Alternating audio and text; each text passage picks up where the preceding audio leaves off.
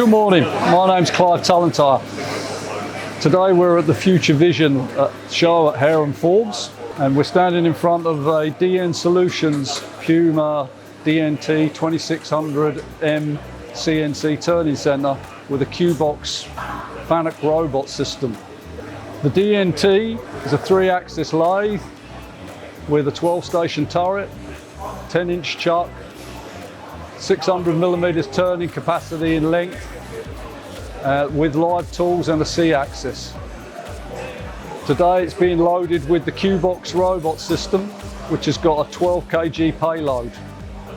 This is the first time this robot has been on show at Hare & Forbes.